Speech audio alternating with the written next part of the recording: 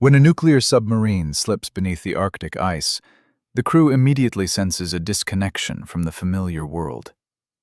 The hatch closes, and with it vanishes the final glimpse of sunlight. The submarine descends into the cold waters of the Arctic Ocean, where the temperature hovers around -2 degrees Celsius, and overhead loom ice fields many meters thick. This is an entirely different reality, where time flows differently than on land. Here there are no dawns or dusks, and the cycle of day and night has vanished. There is only artificial lighting, the rumble of machinery, and the strict schedule of watches. During the first 24 hours of the voyage, the human body starts adjusting to the confined space. Newcomers embarking on their first autonomous voyage under the ice often feel odd sensations, as though the bulkheads are gradually closing in. This is actually a psychological response to the realization that there is no way up. Between you and the open sky is a layer of water and several meters of ice. Experienced submariners recognize this feeling and calmly explain it to the new sailors. After 2 or 3 days, the brain adapts and the submarine begins to be perceived as home. Cramped, noisy, smelling of machine oil and salt water, but home. Living quarters on Soviet nuclear submarines of the Akula and Anti projects, which regularly served under Arctic ice, were designed with maximum economy of space. Bunks were arranged in 2 and sometimes 3 tiers along the compartment bulkheads. The distance between tiers was only 60 to 70 centimeters, so turning over in your sleep could only be done cautiously. Each bunk was a folding structure with stretched canvas or a thin mattress. At the head, a small locker for personal belongings, photographs of loved ones, books, writing materials. No more space for personal items was provided. In the compartment where a third of the crew was housed, there stood metal tables bolted firmly to the deck, several folding chairs, and a wash basin. All remaining space was occupied by instruments, pipelines, and electrical panels. The first night underwater is rarely calm for those going on an Arctic voyage for the first time.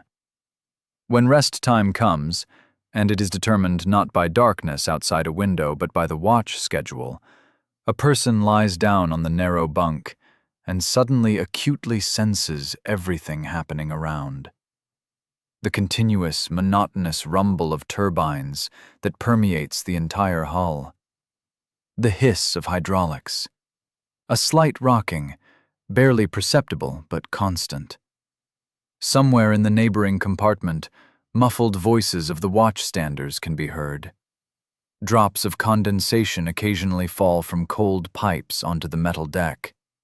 And above all this, the awareness that the submarine is currently traveling at a depth of 150 to 200 meters beneath a thick ice layer. This thought can keep one awake for several hours. Experienced submariners used to say that habituation happens gradually. On the second night, you fall asleep faster. On the third, the rumble of the turbines no longer interferes, but on the contrary, soothes with its measured rhythm. After a week, you no longer notice the cramped quarters, the absence of windows, or the metal walls half a meter from your face. The body memorizes the submarine's rhythm. 4 hours of watch, 8 hours between watches. This cycle becomes your internal time, replacing the natural change of day and night. The brain reconfigures itself and begins to count time by the boatswain's bells, by the smell of food being prepared in the galley, by the change of faces in the compartment. Some submariners admitted that on long voyages under the Arctic ice, they completely lost their sense of calendar dates. They were aware only of the current watch and how many days had elapsed since autonomous operations began. The absence of sunlight is one of the most unique aspects of life on a submarine. In the compartments burn fluorescent lamps, creating an even, slightly bluish illumination. It never changes. No dawn, no sunset, no twilight. Only before lights out is the lighting dimmed switching to duty illumination so those resting can sleep. But even in this semi-darkness, the red lamps of instruments are visible, blinking green indicators of systems, the dim glow of dials. Complete darkness never occurs. Doctors at shore bases noted that after prolonged voyages, submariners required several days for their bodies to readjust to natural sunlight. In the first hours on the surface, even an overcast sky seems blindingly bright, and the eyes ask for dark glasses. I'm Daniel Hayes, and this is Lectures Under the Moon, where we uncover the hidden realities of extreme environments and the people who inhabit them. Today, we descend into one of the most demanding worlds ever created by human hands. Life aboard a nuclear submarine beneath the Arctic ice, where every detail of existence, from sleep to breath to sanity itself, must be negotiated within walls of steel. Under the Arctic ice, the submarine lives by its own particular routine, determined not by natural cycles, but by technical necessity. The crew is divided into 3 shifts. Each stands watch for 4 hours, then 8 hours of rest, and again 4 hours of watch. But a submariner's sleep is rarely uninterrupted. After 4 hours on watch, you need to eat, clean yourself up, handle urgent matters, and 5 to 6 hours remain for sleep. This is enough because there is less physical exertion aboard than on surface ships.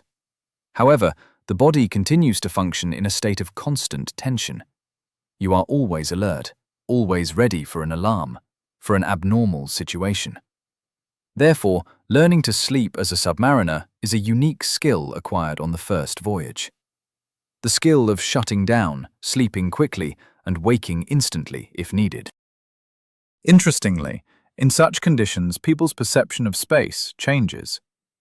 What would feel like a cramped cage on land turns into a familiar home here. Submariners begin to value every square meter, every corner where you can remain alone for a moment.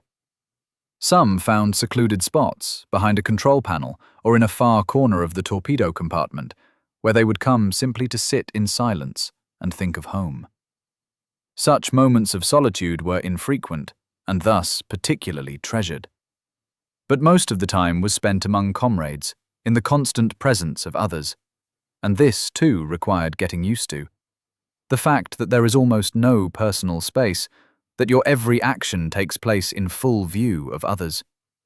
Such proximity demanded special psychological resilience and the ability to respect the boundaries of others, even when no physical boundaries existed. Gradually, the submarine truly became a second home. Its sounds, smells, rhythm began to be perceived as natural. And when sleep time came, the submariner would lie down on his narrow bunk, pull up the thin blanket, and close his eyes. The rumble of turbines lulled like the sound of surf. The slight rocking resembled a cradle. And even the thought of the ice mass overhead no longer frightened. It had become part of daily life. Yet, one aspect of submarine life was the most challenging to adapt to.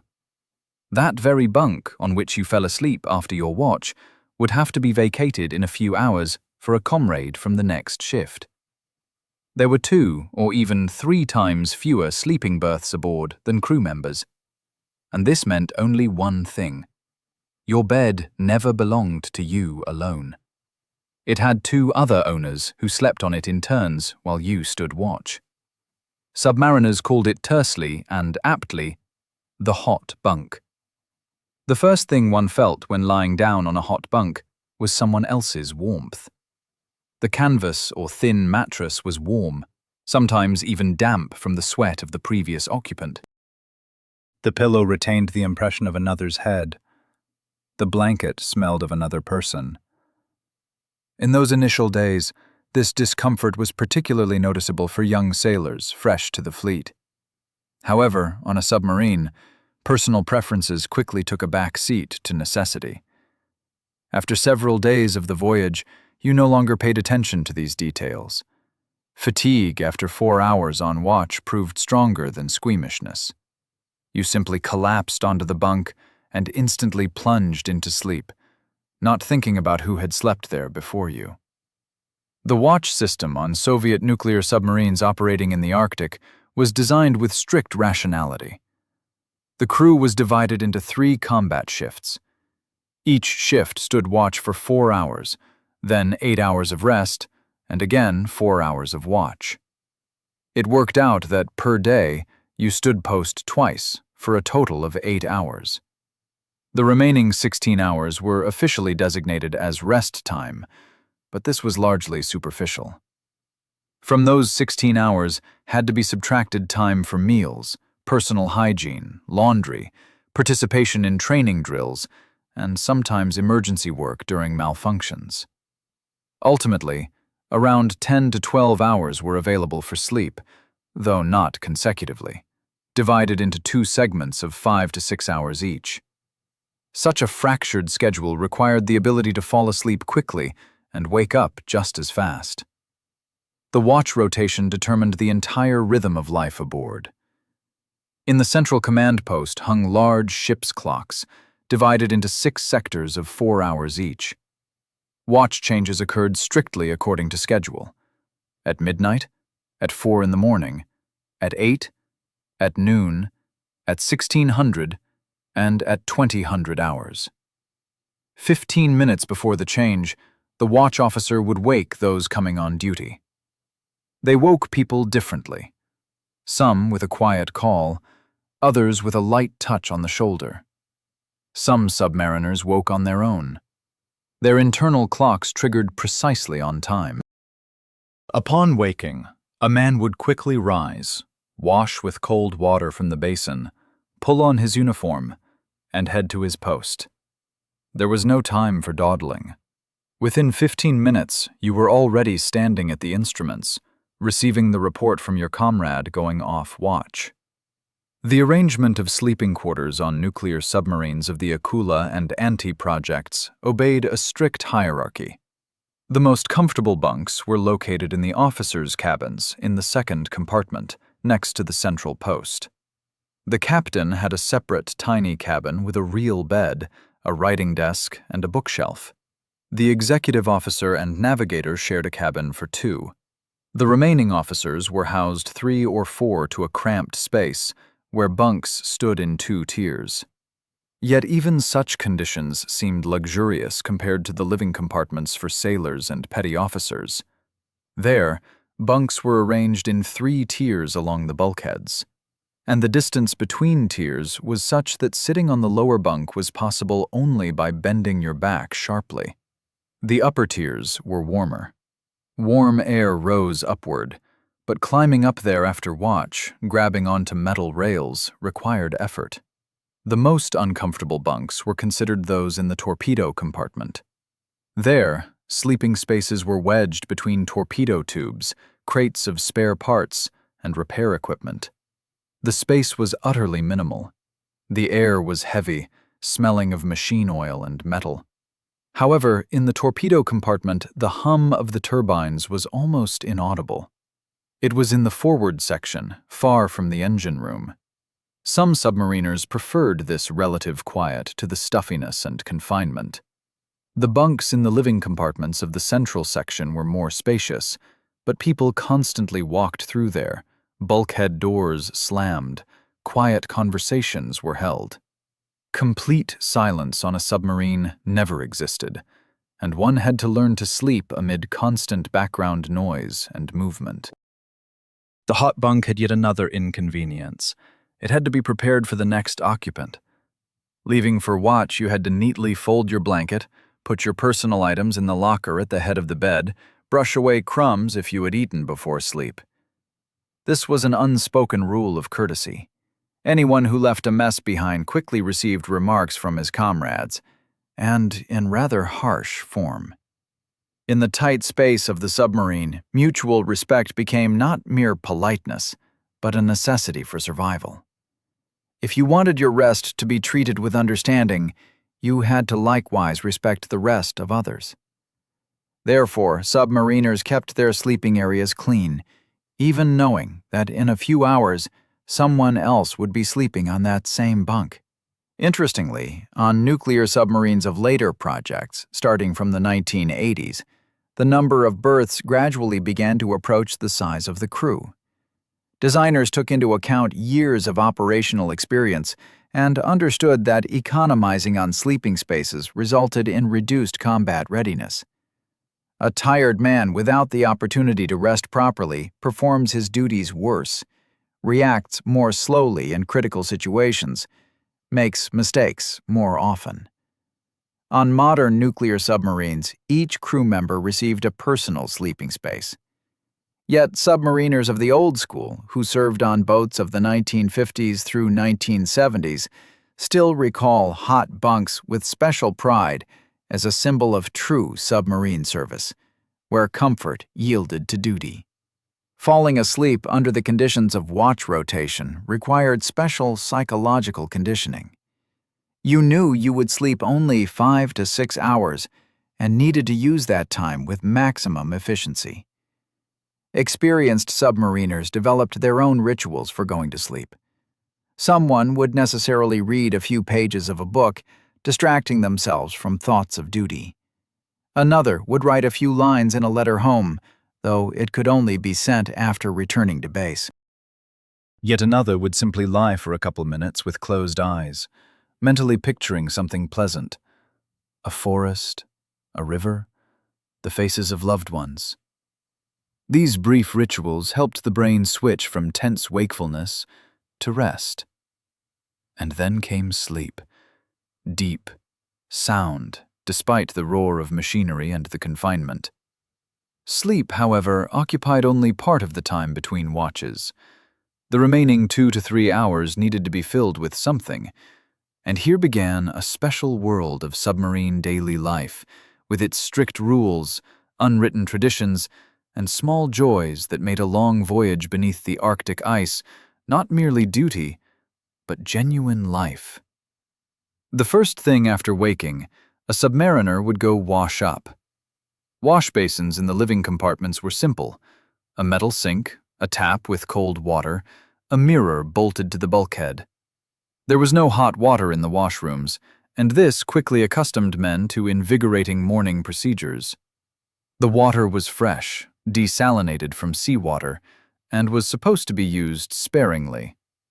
The ration was 40 to 45 liters per person per day. This included everything: washing, brushing teeth, washing hands before meals. Therefore, submariners learned to wash quickly and efficiently, not wasting a single drop. After washing came breakfast time, and here began one of the chief joys of submarine life: food.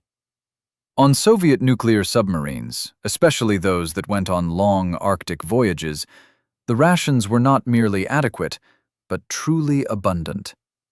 The caloric value of the daily ration amounted to 4,200–500 kilocalories, which significantly exceeded the norm for ground forces. The explanation was simple: enclosed space, artificial air, constant nervous tension required enhanced nutrition. Moreover, submariners practically never saw sunlight, received few vitamins naturally, and this needed to be compensated with abundant and varied food. At the start of a voyage, the menu was almost restaurant quality: fresh vegetables and fruits, meat, eggs. After a week or two, the fresh products ran out, and preserved foods came into play. Such preserved foods, however, as were unavailable ashore in the 1970s and 80s: red caviar, smoked sausage of the highest grade, cheese, ham, bacon, meat and fish preserves of excellent quality, condensed milk, chocolate. The galley on a submarine was tiny, just a few square meters crammed with stoves, cauldrons, and crates of provisions. 2 or 3 cooks worked there, who managed to prepare varied food for the entire crew. Bread was baked right on board, and the smell of fresh baking spreading through the compartments was one of the most pleasant moments of submarine life. Sometimes the cooks made pastries with cabbage or jam, and then a line formed at the galley of those wanting to get a hot treat straight from the baking sheet. Submariners ate 4 times a day, breakfast, lunch, dinner, and night rations for those standing watch during nighttime hours. There was no dining hall as such. Everyone took his portion in a mess tin or plate and ate where his sleeping space was located, or at a common table in the living compartment. Lines for food were inevitable. The galley issued food in portions as it was ready, and one had to time it right to avoid standing long. Favorite dishes among submariners were hearty borscht, pickle soup, stew from canned meat, Navy-style macaroni, buckwheat porridge with stewed meat. For breakfast, they often served omelet, pancakes, semolina or rice porridge with condensed milk. Tea came with cookies, wafers, chocolate. Particularly popular were roach and bream in tin cans. These were eaten in incredible quantities, especially by Black Sea submariners, for whom salted fish was native fare. Condensed milk was often eaten straight from the can with spoons. It was a quick way to get energy and lift one's spirits. Red caviar was spread thickly on fresh bread, without stinting, because it was issued generously. Such an abundance of delicacies, in conditions of universal scarcity, made submarine service attractive not only to romantics, but also to those who valued good food. Hygiene aboard the submarine was no simple matter. The shower worked once or twice a week, and one could wash only during strictly allotted times. The shower consisted of a cramped stall with a shower head, from which warm water flowed at about 30 to 40 degrees Celsius. They used seawater, salty, having passed through minimal purification, and washed with special marine soap that lathered even in salt water. Little time was allotted for washing, 5 to 7 minutes. One had to manage to soap up and rinse off the suds. After the shower, submariners were issued clean underwear, undershirt, briefs, socks, and the dirty items were collected in bags for subsequent transfer to the shore laundry. Washing something by hand was possible right there in the shower room, in a basin, but this required effort and water, which was always in short supply. Therefore, most preferred simply to change underwear once a week and not waste energy on laundry. On other days between washes, one had to make do with damp wipe-downs. For this purpose, special cotton swabs with solution were issued, with which they wiped face, neck, hands. This helped maintain skin cleanliness and prevented irritations that often arose from constant contact with the salty atmosphere and condensation. Shaving had to be done with cold water, and not all submariners did this daily. Some grew beards, which were considered a distinctive mark of a seasoned sailor. Toothbrushing was also a ritual taken seriously. In conditions of limited access to medical help, toothache could become a real problem, and therefore teeth were monitored carefully. Free time between meals and preparation for the next watch, submariners spent in various ways. Reading was one of the most popular pastimes. Books were brought aboard: detective novels, adventure tales, science fiction, historical narratives. Books passed from hand to hand, were exchanged, discussed. Some managed to read 10 to 15 books during a deployment. Particularly prized were new releases that one of the officers might bring from shore before putting to sea. They read everywhere: on bunks, sitting at tables, even at one's combat station in moments of lull. Reading helped disconnect from the monotonous surroundings, mentally transport oneself to other worlds, forget about the confinement and absence of sun. Chess was the second most popular form of leisure. Chess matches went on almost continuously. In the living compartments, there was always a board with pieces set up, and anyone could sit down to play a game. They played quickly, enthusiastically, sometimes for stakes. The loser washed the winner's mess tin, or gave up his ration of condensed milk. Some submariners wrote letters home. They could be sent only after returning to base, But the process of writing itself was important. It was a way of talking with relatives, if only mentally. In letters, they told about service, in general terms, without going into details that constituted military secrets. They wrote about comrades, about how they missed home, made plans for leave. Receiving letters upon return to base was an enormous joy, and news from home was read and reread many times. Music also brightened daily life. On some submarines, there were enthusiasts with guitars, and in the evenings, in the living compartments, songs rang out. Fleet songs, bard songs, popular variety tunes. They sang softly, so as not to disturb those who were sleeping, but these brief concerts created an atmosphere of comfort and camaraderie, reminded of normal life beyond the steel hull. Holidays aboard the submarine were celebrated without fail. New Year, Victory Day, birthdays of crew members. All of this became occasion for a small celebration. On the table they placed the best of available stores: caviar, sausage, canned goods, sweets. The commander offered a toast. They remembered comrades ashore, congratulated the birthday celebrant. Officially, there was no alcohol aboard, but tradition held that 100 grams of red wine was permitted to submariners to support digestion, and this ration was sometimes saved for a holiday. The atmosphere of such evenings was warm and sincere. For several hours, people forgot about duty and simply enjoyed the company. It was precisely in such moments that the crew felt itself especially acutely as a single whole. Not simply a group of military men carrying out assignments, but a family, bound by shared trials and mutual support. And this bond, born in the cramped compartments beneath the thickness of Arctic ice, proved stronger than many shore friendships. But no material comforts, good food, books, chess, could make a long deployment beneath the Arctic ice bearable without proper relations among people.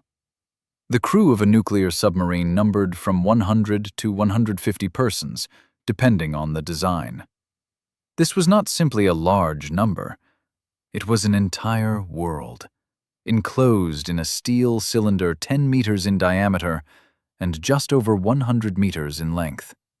In such a space, people remained for months, seeing the same faces daily, hourly. There was no possibility to leave, to hide, to be alone for more than a few minutes. Every gesture, every word, every habit became the property of all. And in these conditions, either genuine brotherhood formed, or conflicts arose capable of undermining the combat readiness of the ship.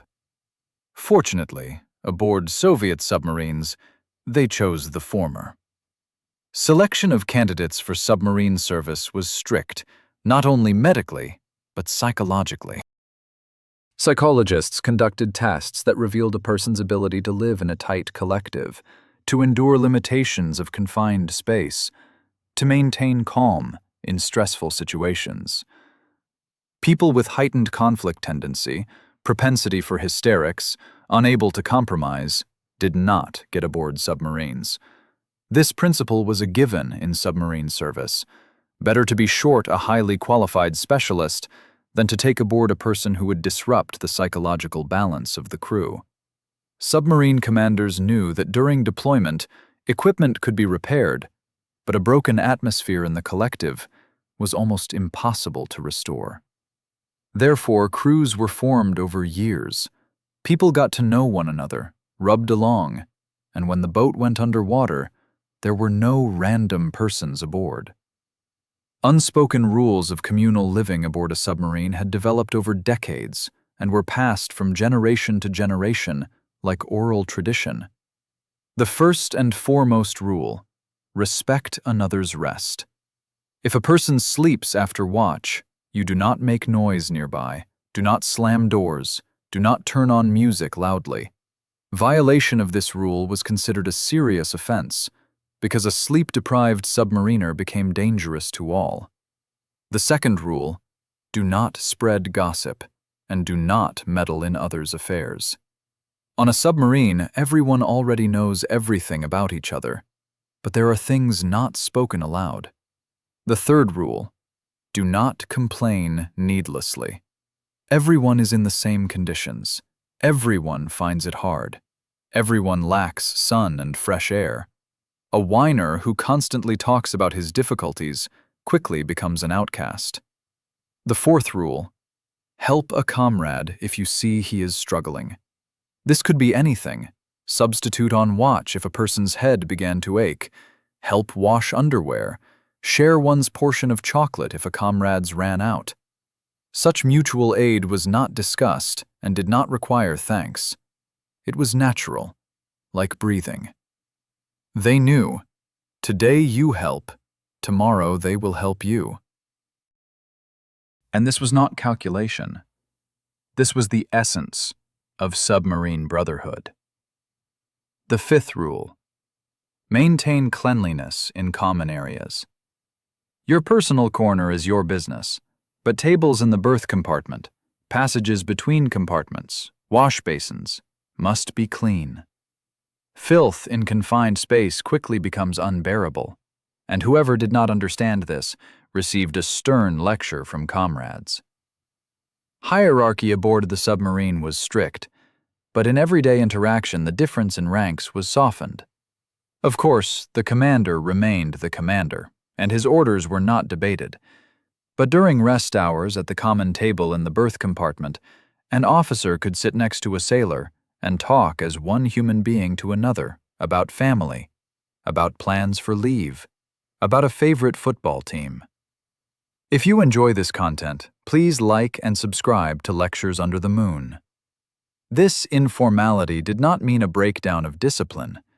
It simply meant that people understood that here, underwater, everyone depended on one another absolutely. Each person's life was in the hands of every other person. A mechanic could save the boat through his skill, and an ordinary sailor by noticing a malfunction in time. Therefore, rank did not interfere with human relationships based on respect for professionalism and personal qualities. There was no hazing on submarines. This is confirmed by all submarine veterans.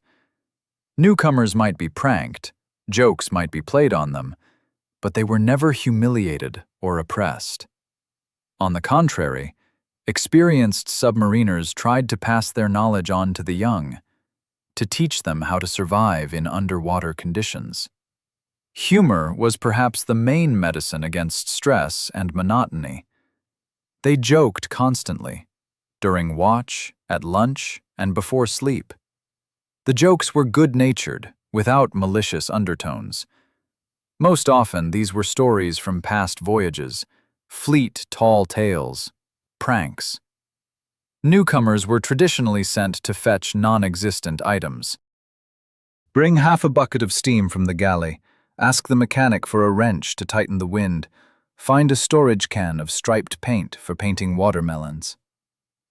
Young sailors would conscientiously run through the compartments, searching for these curiosities, while the older men watched and chuckled. When the prank was revealed, the newcomer usually took no offense, understanding that he had passed an initiation rite, had become one of them. There were more elaborate jokes as well. For example, during a training alert, someone might quietly tie the shoelaces of a sleeping comrade to the bunk leg, and he, jumping up at the alert, would crash to the deck amid general laughter. They told jokes, sang parody songs, composed verses about the commander or the mechanic, harmless, cheerful ones, which later the subject himself would repeat with pleasure. Such humor united the crew, relieved tension, helped them get through difficult moments. When a serious malfunction occurred, and everyone understood that the danger was real, it was precisely a joke, tossed out by someone at the right time, that could diffuse the situation, restore people's calm, and their ability to act precisely. Submariners believed, if you can still joke, then all is not lost. And this belief helped them emerge from the most complex situations. Some crews acquired mascots, stuffed toys that they took with them on voyages and attributed magical power to.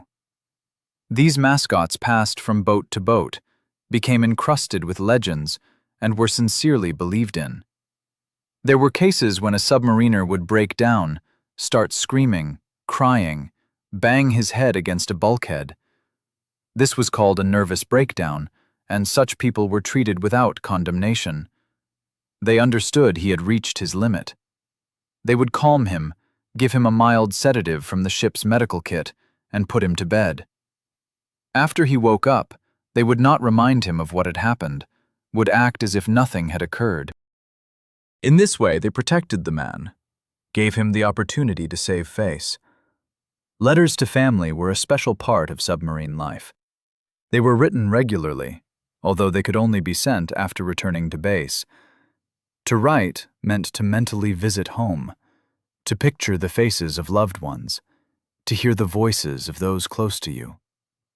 In letters, they told about the service in general terms, about comrades, about how the days passed, about their thoughts.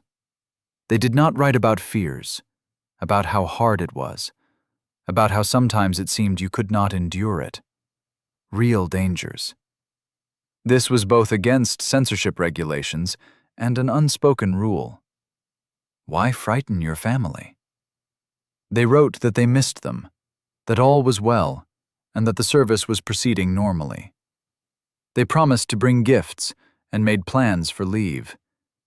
Many kept photographs of wives and children in a breast pocket, carried them always.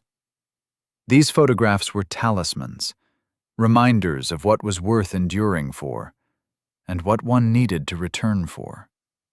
Sometimes at night, when everyone was asleep, a submariner would take out a photograph, look at it in the light of the duty lamp, and quietly talk to the image. He would tell about the day that had passed, share his doubts, ask for advice. Comrades saw this, but never made fun of such moments. This was sacred territory, not to be intruded upon. Connection with home was severed the moment of submersion and resumed only upon return. No phone calls, no letters in either direction. Complete silence. The wives and mothers of submariners lived in constant anxiety, not knowing where the boat was, what was happening to their loved ones. Submariners knew about this anxiety and felt guilt, but they also understood that by choosing submarine service, they had chosen a special fate, where the personal recedes before duty. And the families of submariners accepted this fate, learned to wait, to believe, to hope. And the crew became a second family, the one that was near, that would support you, understand you, share both joy and sorrow. This closeness, born in the confines of the compartments, influenced everything, mood, behavior, and even dreams.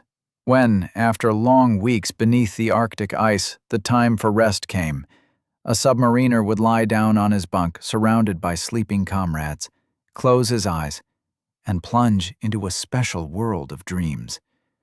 A world built from longing for home, memories of sunlight, and strange images born from life in an enclosed space. What did submariners dream about beneath the Arctic ice? And how did they learn to fall asleep, knowing that overhead were kilometers of icy armor, and around them only the cold darkness of the ocean? The dreams of submariners who spent months beneath the Arctic ice were special. Medical psychologists who worked with crews after their return to base collected these testimonies and noted a remarkable pattern. Most submariners dreamed of the same things: open space, sunlight, movement in freedom. Some dreamed of boundless fields with tall grass through which they walked for hours, breathing in the smell of summer. Some dreamed of mountains with clean, thin air where one could see for dozens of kilometers around. Many dreamed of the sea, but not the dark and cold one beneath which they now found themselves. Rather, a warm southern sea with transparent water and a bright sky overhead. Some saw themselves flying, soaring above the earth without any effort, enjoying the sensation of weightlessness and freedom. These dreams were compensation. The brain was providing what was so lacking in reality. But there were other dreams as well, anxious and heavy. Some dreamed that they were suffocating, that the air was becoming thicker and thicker, and it was impossible to take a full breath. This reflected the real state of the atmosphere on the submarine. The air there really was heavy, with elevated carbon dioxide content, and the body sensed this even in sleep. Others dreamed of flooding. Water bursts through the bulkheads, fills the compartments, and you cannot get out because the hatches are jammed. Such nightmares were a reflection of the submariner's main fear of the water that surrounds you on all sides, separated only by the thin steel skin of the hull. Waking from such a dream, a man would come to his senses for several seconds, listen to the sounds of the boat, calm down, understanding that it had been only a dream. Comrades, noticing that someone had woken in distress, would quietly ask, "Did you dream something?" And this simple question helped one return to reality. Submariners often dreamed of home. In their dreams, they found themselves in their own kitchen, saw their wife preparing dinner, heard the voices of children playing in the next room. These dreams were so vivid and real that for some, waking became painful. Opening his eyes and seeing above him not the ceiling of his own bedroom, but a metal bulkhead with pipes and cables, a submariner experienced acute longing. Some recounted that after such dreams, they walked around depressed for several hours, could not concentrate on work, but gradually a defense developed. The ability to separate dream from reality, not to plunge into the dream too deeply. Experienced submariners told the young ones, "Do not cling to dreams of home. It only makes things worse. Better to think about the return, about the real reunion that will come in a few weeks." This helped maintain psychological equilibrium. Falling asleep in the conditions of a submarine beneath the Arctic ice required special psychological techniques. The first and most important, learn not to think about where you are. If before sleep you begin to picture the mass of water overhead, the ice armor several meters thick, the pressure pressing on the hull, sleep will not come. Therefore, submariners develop the ability to shut off these thoughts. Someone would imagine something pleasant and specific: fishing by the river, a walk through the forest, an evening with friends. The important thing was to hold that picture in your head, not letting your thoughts slip back to reality. Some counted slowly, monotonously, from 1 to 100 and back again. Counting occupied the mind, kept it from wandering, and against that monotonous background, sleep would come. Breathing exercises were also used, though few called them that. They simply noticed that if you breathed slowly and deeply, focusing on each inhale and exhale, the body relaxed, and falling asleep became easier. Inhale for a count of 4, hold, exhale for a count of 6. This rhythm calmed the nervous system. Some submariners whispered prayers or verses to themselves, not necessarily out of religiosity, but simply as a way to occupy the mind with repetitive text. The rhythmic repetition of familiar words acted like a mantra, lulling them to sleep. There were also those who used physical exhaustion.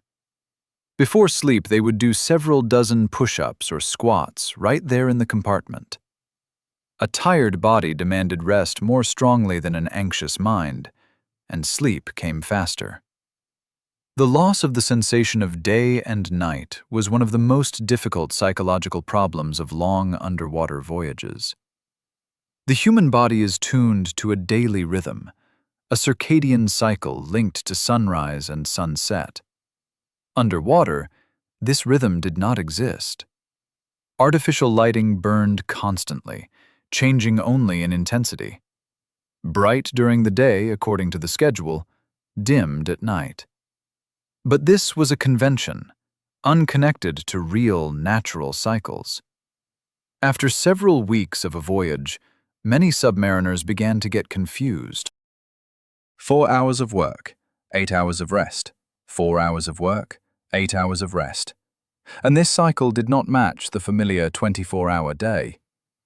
To combat this disorientation, strict daily routine rules were introduced on submarines.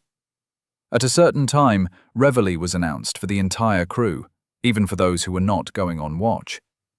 Breakfast was served strictly by the clock, lunch and dinner too. These anchors of time helped maintain at least some connection with a normal daily rhythm. At a certain time, the ship's radio broadcast news, a weather report from the surface, information from headquarters, birthday greetings. These rituals created a structure of time, preventing it from turning into a homogeneous mass. Some submariners kept diaries where they marked each passing day. This was also a way to retain the sense of time, to keep it from dissolving. Insomnia happened to many, especially in the first weeks of a voyage. You lie down on your bunk, close your eyes, but sleep does not come. Thoughts spin in your head, your body is tense. Every sound seems loud and alarming. In such moments, the support of comrades was important. If they saw that someone was tossing and turning on their bunk for more than an hour, they would quietly ask, "Can't sleep?" They would offer a cup of hot tea in the galley, a conversation.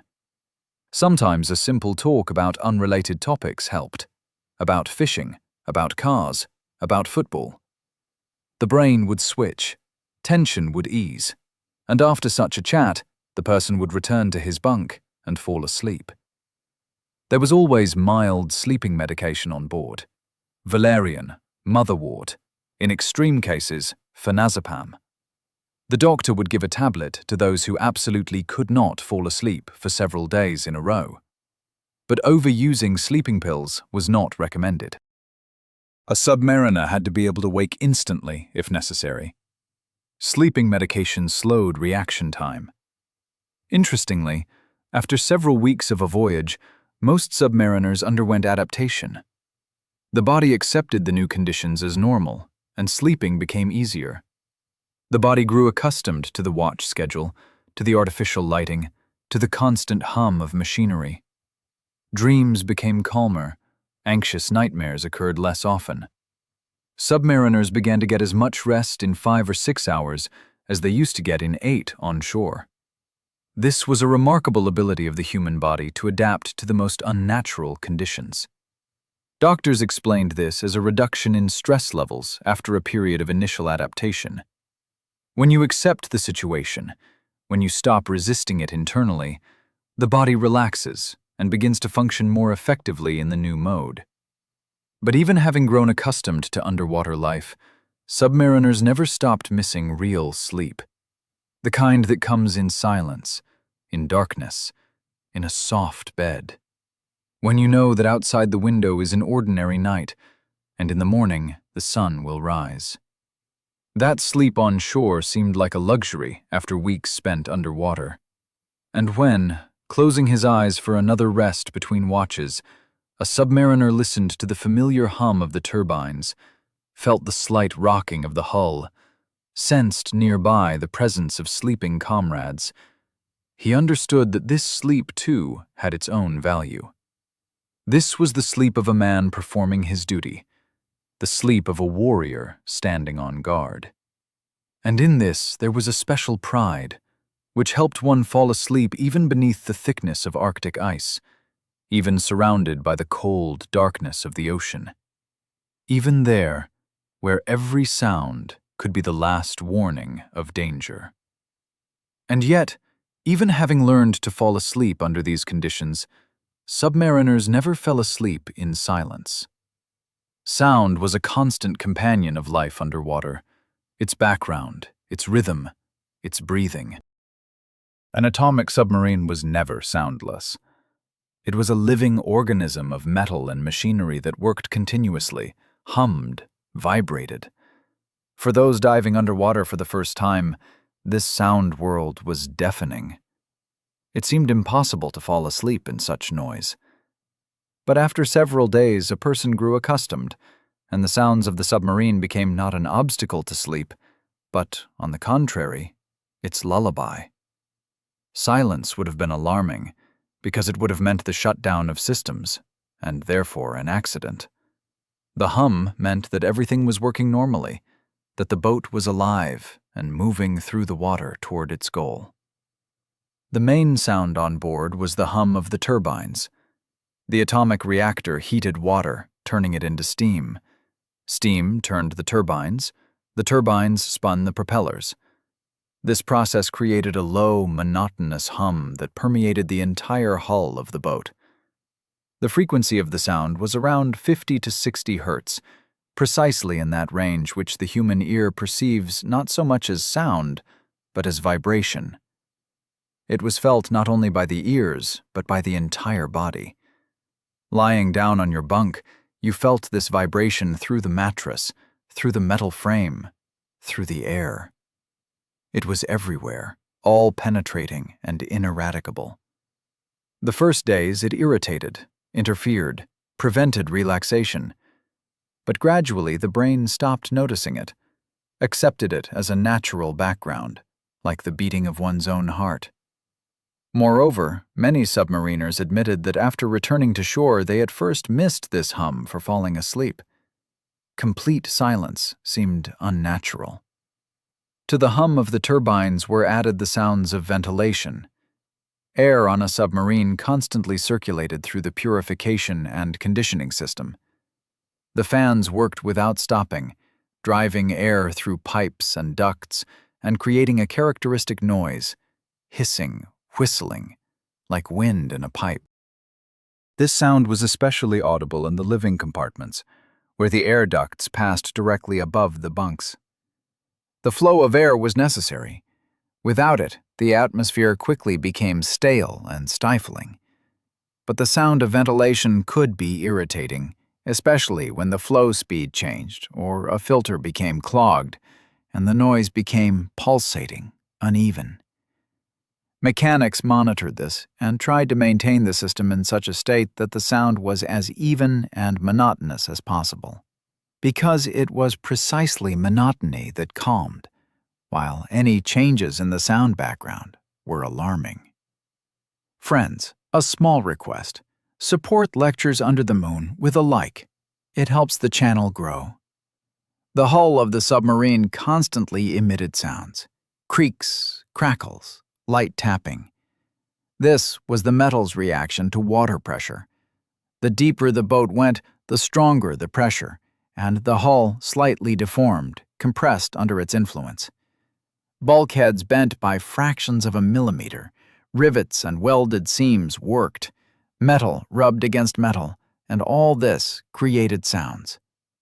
They were quiet, but in the nighttime silence of the living compartment, when most were asleep, these creaks became distinctly audible. For newcomers, this was frightening. It seemed that the hull was about to crack, that water would come flooding in. But experienced submariners knew these sounds were normal. The hull was breathing, adjusting to the pressure. What would be alarming would be sharp bangs or metallic squealing. Those were signals of critical deformation. But ordinary creaks were safe and even reassuring. They resembled the creak of a wooden house settling at night. The hydraulic systems also contributed their share to the soundscape. Opening and closing of valves, movement of dive planes, operation of ballast pumps, all of this was accompanied by characteristic sounds. The hiss of released air, the rumble of pumps transferring water from tank to tank, the dull thuds of closing gate valves. These sounds were intermittent, occurring as needed, and submariners quickly learned to distinguish them, to understand exactly what was happening on the boat at any given moment. An experienced submariner, lying in his bunk with eyes closed, could determine by sound alone, now the boat is changing depth, now it's making a turn, now it's leveling off at the designated horizon. These sounds became part of professional hearing, a way of reading information without instruments. And when you fall asleep to these sounds, they don't interfere, but rather inform you that everything is going according to plan, that the boat is under control. Human voices were also part of the sound background. In the living compartments, someone was almost always talking quietly. Those who weren't sleeping exchanged news, joked, discussed something. Speaking loudly was not accepted, out of respect for those sleeping, but no one demanded complete silence. Quiet voices created an atmosphere of habitation, a reminder that you weren't alone in this steel tube underwater. Sometimes, someone would hum a song softly. Sometimes laughter could be heard. These sounds of human presence were psychologically important. They made the submarine not just a machine, but a home where people lived. From the control room, commands from the watch officer occasionally drifted through, responses from helmsmen, reports on system status. These voices were businesslike, calm, and their measured quality was also reassuring. It meant the watch was proceeding normally. No alarms. A special regime was silent running. This occurred when the boat was in a zone of possible enemy detection, when it needed to pass unnoticed. Then the command to observe silence regime was transmitted through all compartments. The crew shifted to a special mode of behavior. You couldn't slam doors, drop tools, or talk loudly. They walked slowly, carefully, placing their feet softly. Didn't turn on unnecessary equipment. Even the galley tried to work more quietly. No clanging pots, no banging spoons. The turbines were reduced to minimum revolutions. The boat moved barely, almost drifting. And in this silence, every sound seemed deafening. Someone's cough, the creak of a bunk as a person turned over, a spoon falling to the floor. All of this provoked irritation among those around, because they knew any unnecessary sound could be picked up by enemy sonar. In silence mode, falling asleep was more daunting. The familiar turbine hum faded to a barely audible whisper, and suddenly other sounds became audible, those that usually drowned in the general noise. Hull creaks seemed louder. Condensation drops falling from pipes sounded like drum rolls. Your own breathing and heartbeat were heard distinctly. And in this silence, the danger felt more acute. The understanding that somewhere nearby there might be an enemy submarine or surface ship searching for you with its sonars. That one careless sound could give away your position and lead to attack. In such moments, sleep was hard to come by. The body was tense, ready for flight or fight. But fatigue took its toll, and after an hour or two, even in silence regime, the crew would fall asleep. True, the sleep was more alert, more shallow. Submariners learned to distinguish their own sounds from foreign ones. Sonar operators could determine by the character of the noise the type of ship, its speed, direction of movement. But even ordinary crew members developed this skill over time. The sound of their own boat's working mechanisms became familiar, recognizable, and any foreign sound penetrating from outside through the hull immediately attracted attention. This could include anything: the noise of propellers from a passing vessel, the clicking of sonar, or the crack of breaking ice on the surface. The crack of ice was particularly characteristic in Arctic waters. Sharp, chaotic sounds resembling gunshots or thunder. The ice constantly moved, compressed, broke, and these sounds transmitted into the water, creating powerful acoustic interference. Sometimes the cracking was so loud it woke the sleeping, but submariners knew this sound and weren't frightened. Simply the Arctic ice reminding them of its presence. Interestingly, sounds affected not only sleep, but also the crew's mood. Monotonous, even sounds were calming, created a sense of stability, while sharp, unexpected sounds were disturbing, triggered adrenaline releases. Therefore, on submarines, they tried to avoid loud signals unless necessary.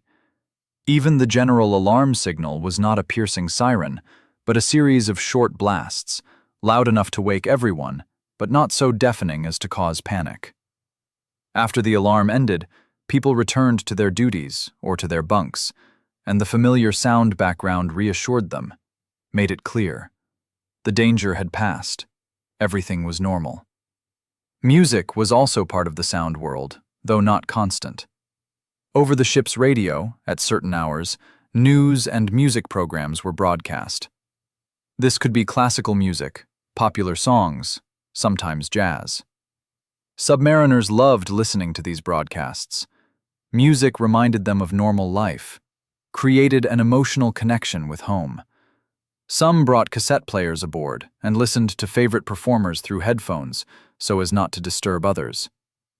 A quiet melody before sleep helped one relax, distract from thoughts of duty. And sometimes, in the living compartment, someone would pull out a guitar and quietly play something. And these live sounds of strings were especially valuable in a world of mechanical hum.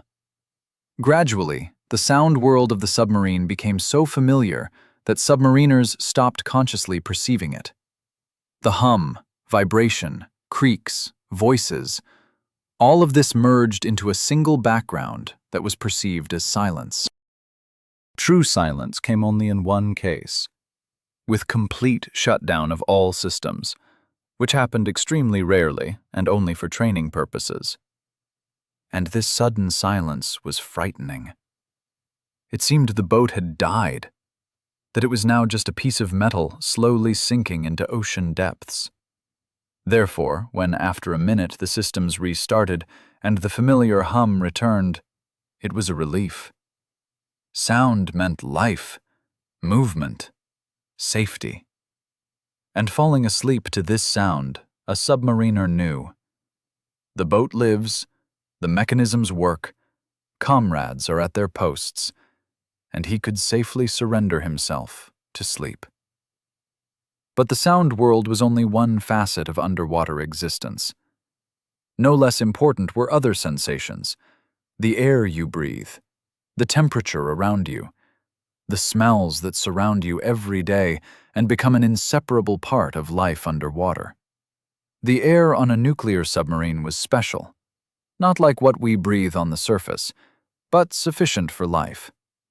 In a hermetically sealed hull, cut off from the atmosphere for weeks and months, air became a subject of constant care and monitoring. The regeneration system worked continuously, passing the compartment atmosphere through filters and chemical installations. Carbon dioxide exhaled by the crew was absorbed by special cartridges with regenerative substances.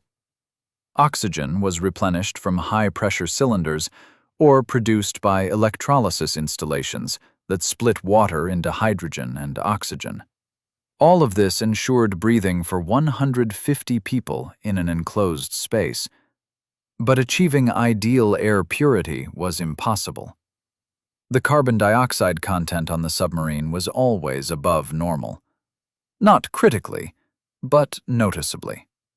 The first thing newcomers noticed in the first days of a voyage, the air seemed heavy, thick. Breathing was harder than on the surface. After several hours of work, a mild headache appeared. You wanted to yawn, though you didn't want to sleep. This was the body's reaction to elevated carbon dioxide content and reduced oxygen content.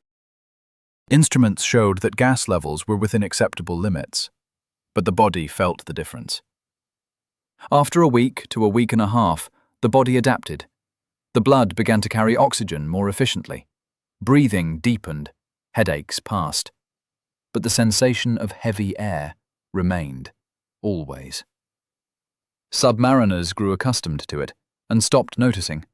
But as soon as they returned to the surface and inhaled fresh, frosty Arctic air, they immediately felt how light and clean it was. Humidity on the submarine was a constant problem. In the enclosed space, water evaporated from wet floors after cleaning, from people's bodies during work, from pots in the galley. And this moisture had nowhere to go. The ventilation system partially condensed it, but couldn't cope completely, so humidity in the compartments held at 70 to 80%, which was above comfortable levels. Metal bulkheads, especially those bordering the water outside, constantly covered themselves with condensation. Water droplets ran down the walls, collected in puddles on the floor. Sleeping on the lower bunks was unpleasant. Moisture dripped from above, from pipes and bulkheads. Bedding grew damp. The upper bunks were drier, but there it was hotter. The choice was small, either wet and cool or dry and stuffy. Clothes in such conditions dried poorly. After washing, laundry was hung in the living compartments on lines stretched beneath the ceiling, but it could take 2 or 3 days to dry. Therefore, many preferred simply to change dirty linen for clean once a week and not bother with washing. Footwear, too, was constantly damp, especially after work in the engine room, where humidity was even higher. Boots were placed to dry by the ventilation grills, but they didn't manage to dry completely. The dampness penetrated everything. Books, which swelled and yellowed, photographs, which stuck together, electronics, which sometimes malfunctioned because of moisture. They fought this as they could. They wiped bulkheads with dry rags, set up homemade trays under dripping pipes, wrapped valuable items in polyethylene. Temperature in different compartments of the submarine varied significantly. In the living compartments, they tried to maintain 18 to 20 degrees, a relatively comfortable temperature. But in the engine room, where the turbines and reactor worked, temperature rose to 30 to 35 degrees. There they served in light clothing, t-shirts and shorts, and still were drenched in sweat. After 4 hours of watch in the engine room, mechanics came out soaked, as if from a bathhouse, and first thing went to the shower, if it was working that day. In the torpedo compartment, on the contrary, it was colder, 14 to 16 degrees. There they slept in warm sweaters and under 2 blankets. Moving from compartment to compartment, the submariner constantly went from warmth to cold and back, and this required the ability to adapt quickly so as not to catch cold. Smells were, perhaps, the most characteristic feature of submarine life. Each submarine smelled in its own way, but the general notes were the same on all boats. The main smell was machine oil and diesel fuel. Even on nuclear submarines, where there were no diesel engines, this smell was present, because turbines, pumps, mechanisms were lubricated. Oil seeped through, evaporated. Its smell ate into the metal, into clothing, into people's skin. Newcomers the first days wrinkled their noses at this smell. It seemed nauseating. But after a week, the nose adapted, stopped noticing it. And after returning to shore, submariners for a long time still smelled this odor on their clothes, in their hair, and it reminded them of service.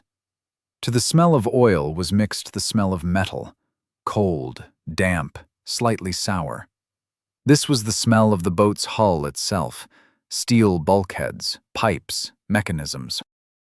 Metal oxidized, interacted with the humid air, and this process gave a characteristic aroma that was impossible to confuse with anything else. Added to this was the smell of paint. On submarines, they constantly painted something, repaired, and fresh paint smelled sharp, insistent. the smell of ozone from electrical devices, the smell of rubber from seals and hoses, the smell of plastic from cable insulation. All this mixed into a single chemical bouquet, which was the air of the submarine. But not all smells were unpleasant. The most desired and joyful was the smell of food from the galley. When the cooks began to prepare lunch, through all the compartments spread the aroma of fried meat, boiled borscht, freshly baked bread. This smell awakened appetite even in those who had just eaten. It reminded them of home, of normal life, warmed the soul. Submariners loved to linger near the galley, breathing in these aromas, chatting with the cooks, begging a piece of fresh bread with butter. The smell of coffee, which was brewed in the officers' wardroom, was also pleasant. Strong, bitter, invigorating. They drank much of it, because caffeine helped preserve alertness with lack of sleep. The smell of tobacco smoke was constantly present. Many smoked, although officially it was permitted only in specially designated places. Cigarette smoke mixed with the general air, adding its note to the symphony of smells. Human smell, too, was part of the atmosphere. 150 men who washed once a week, worked in heat and cold, wore the same clothing for days. This created a specific aroma of sweat, unwashed bodies, worn clothing. By the third week of the patrol, this smell became quite strong, especially in the living compartments. But submariners grew accustomed to it and stopped noticing. Only when someone returned after a short trip to the conning tower during surfacing, having inhaled fresh air, did he acutely feel how it smelled inside. But after a couple of minutes, the nose adapted again.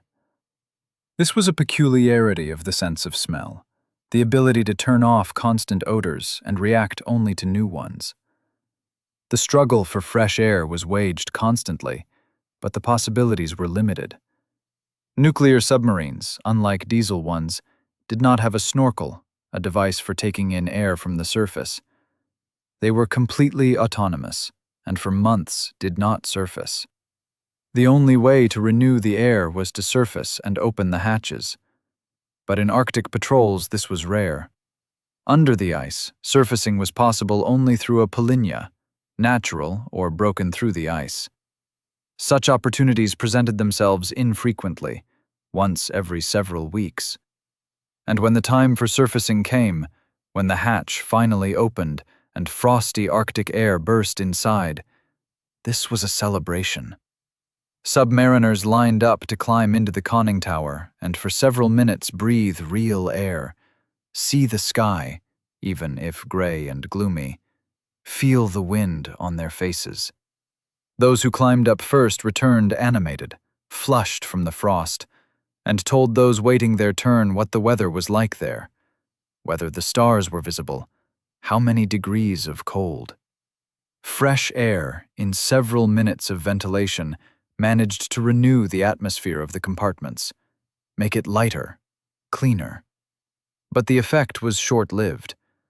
After an hour or two, the air again became heavy, filled with familiar smells. However, this short gulp of freedom gave an enormous psychological charge. People understood that life on the surface continued. The world had not disappeared. The sun still shone somewhere out there, and soon they would return to where the air was always fresh and breathing was easy. Falling asleep in an atmosphere of heavy air, high humidity, and a mixture of smells was not simple at first. The organism resisted, wanted freshness, cleanliness. But gradually the body accepted these conditions as the norm. Breathing became deeper and less frequent. The brain stopped reacting to the smells.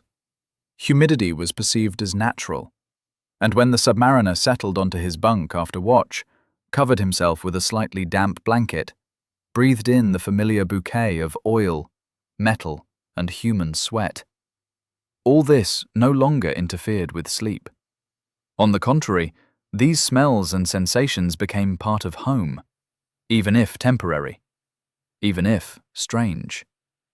They said, "You are on your boat, among your comrades, and you can sleep peacefully." And when the time for return came, when the boat began its slow ascent through the thickness of Arctic waters, heading toward the cherished Polhynia in the ice, submariners knew that soon they would inhale that very fresh air which had been dreamed of so long in the cramped compartments. And this first breath on the surface would become the reward for all the weeks spent in the depths of the cold ocean. The moment of return began long before the boat surfaced. It was a feeling that gradually filled the crew, the understanding that the voyage was coming to an end, that soon they would be able to return home. Several days before the planned surfacing, the atmosphere on board changed. People became more animated, smiled more often, discussed their leave plans, dreamed aloud about what they would do first ashore. Some simply wanted to sleep properly in a real bed, in silence and darkness. Others dreamed of home-cooked food prepared by their wives. Some planned fishing trips or visits to the bathhouse. These conversations were joyful, but there was also a slight sadness in them. Soon they would have to part with their comrades, with this strange life underwater that had become familiar over the weeks. Surfacing through the ice hole was a technical procedure, requiring precision and coordination. First, sonar operators would locate a suitable Polhynia, either natural or created by the nuclear-powered icebreaker that accompanied the operation. The boat slowly rose from depth, leveling off at low speed beneath the hole. The commander assessed the situation through the periscope, the size of the Polhynia, the thickness of the surrounding ice, the drift direction of the ice fields. Then the command was given to blow the ballast tanks with compressed air. Water was displaced. The boat became lighter and slowly surfaced. The sail first broke through the thin ice crust if it had managed to cover the hole. A dull impact was heard, the screech of metal on ice. And finally, the boat froze on the surface, surrounded by ice fields. The upper sail hatch was opened first. The watch officer and several sailors climbed into the bridge enclosure, surveyed the situation, checked the mooring equipment. The freezing Arctic air burst through the open hatch and rushed downward through all compartments. This first gulp of freshness was a shock to lungs accustomed to the heavy atmosphere of the submarine. The air was so cold that it caused a tingling sensation in the nose, and when inhaling it seemed to burn the throat. But along with the cold came a sensation of incredible purity and lightness. Breathing was so free, so deep, that heads spun from the excess of oxygen. Submariners waiting their turn to go topside stood by the hatch, inhaling this air, closing their eyes with pleasure. Those who climbed to the bridge first were met by an astonishing world. If the surfacing occurred during the day, even the overcast Arctic sky seemed blindingly bright after weeks of artificial lighting. Eyes watered. They had to squint, put on dark glasses. If they surfaced at night, then overhead opened a starry sky, so bottomless and studded with stars as you would never see in the city. Sometimes the northern lights danced in the sky, green and pink flashes. This beauty, after the monotony of the metal compartments, shook them to the core. Some submariners stood on the bridge, tilting their heads back and gazing at the sky for long minutes, unable to tear themselves away. Around the boat stretched ice fields, white, bluish, broken by pressure ridges. The frost reached -20 to -30 degrees Celsius. The wind burned their faces, but no one rushed to go below. These few minutes on the surface were precious. Submariners photographed each other against the background of ice, breathed deeply, talked, laughed. Some descended onto the ice, took several steps on the solid surface. After weeks on a rocking deck, walking on the motionless ground was unusual. The snow crunched under their boots, and this sound seemed like music. Some gathered handfuls of snow, ate it, enjoying the cold and purity. Others simply stood, inhaling the air, gazing at the horizon, feeling the incredible space around them after the cramped submarine. But they could not remain on the surface for long, both for security reasons and because the journey to base lay ahead. The boat submerged again and headed for home shores, traveling on the surface or underwater depending on the situation. These last 24 hours before the return were special. Sleep became restless, intermittent, too much excitement, anticipation of the reunion. Some could not fall asleep at all, lay on their bunks with open eyes, turning over in their minds everything they wanted to say and do at home. Some dozed fitfully, saw vivid dreams of home, of family. Time dragged painfully, slowly. Each hour seemed an eternity. The submariners were already mentally at home, though physically they were still on board. When the boat finally moored at the naval base pier, relatives were already waiting on shore. Wives, mothers, children, fiancés. They stood in a crowd, peering into the faces of submariners emerging from the hatch. The reunions were joyful and tearful. They embraced tightly, for a long time, unable to find words. Children jumped into their fathers' arms, wives pressed against their husbands, cried with relief. "He came back alive. Everything is fine." These first minutes ashore erased all the hardships of the voyage, all the weeks of separation. It seemed that, for this moment, one could endure everything. The cramped quarters, the heavy air, the absence of sun, and the hot bunks. The first day at home was strange. Submariners could not immediately adapt to ordinary life. Everything seemed unfamiliar, even wrong. The rooms in the apartment seemed enormous after the cramped compartments. They could walk without touching walls, without ducking under pipes. The silence was deafening. No hum of turbines, no hiss of ventilation, no creaking of the hull. The first night, many could not fall asleep precisely because of this silence. It was unnatural, alarming. The body expected the familiar background, without which it could not relax. Some turned on fans or recordings of white noise to create at least some sound accompaniment. Sleeping in an ordinary bed was also unfamiliar. The mattress seemed too soft. You sank into it, lost the sensation of support. The pillow too high, the blanket too light or too heavy. Everything was different from the submarine. The space around was too large, frightening in its openness.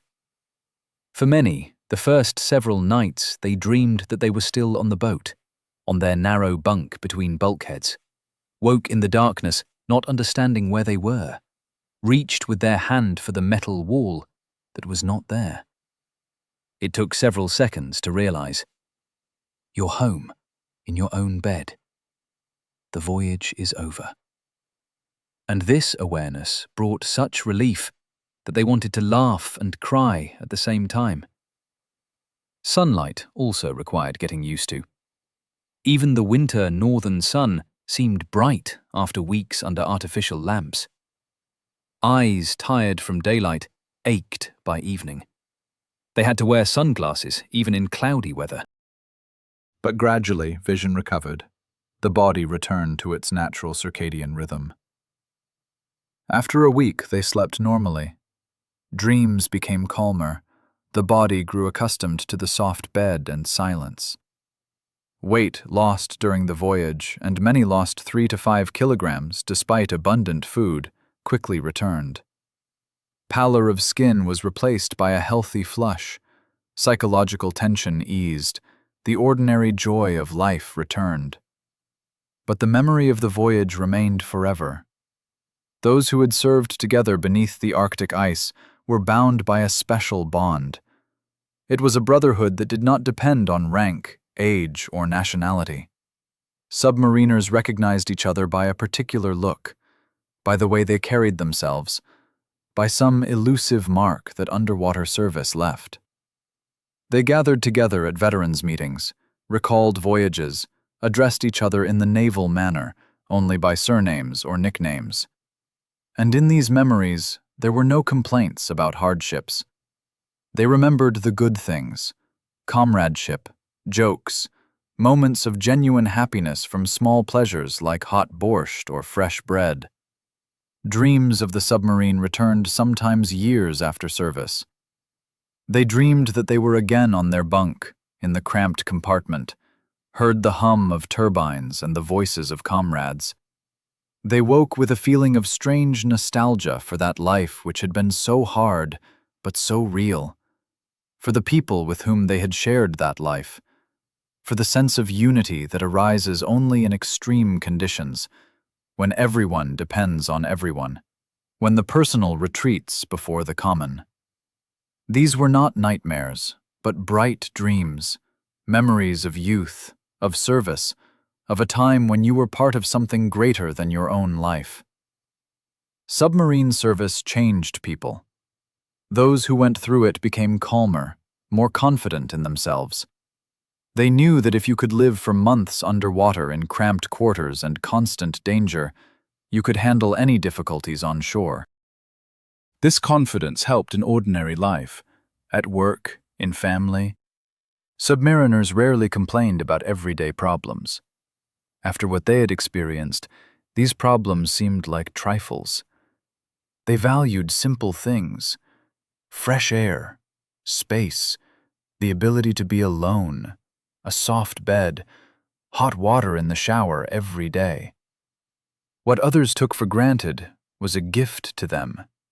And when night came, when a former submariner lay down in his own bed, turned off the light and closed his eyes, he sometimes mentally returned there, to the steel cylinder beneath the thickness of water under the Arctic ice. He remembered the sounds, the smells, the faces of his comrades. He remembered falling asleep there, in the narrow bunk, to the monotonous hum of machinery, knowing that tomorrow would bring another 4-hour watch, again the heavy air, again the cramped quarters and monotony. But he remembered this without bitterness, rather with gratitude, because that experience made him who he was, taught him to value life, friendship, simple human joys. And the memory of how submariners slept beneath the Arctic ice was not simply a memory of hardships, but a memory of real life, lived at the limit, but lived together with real people. And this memory warmed the soul better than any blanket. That was Daniel Hayes. See you in the next episode of Lectures Under the Moon. If you enjoyed this story, please subscribe and leave a like. Thank you for joining me, Daniel Hayes, on Lectures Under the Moon.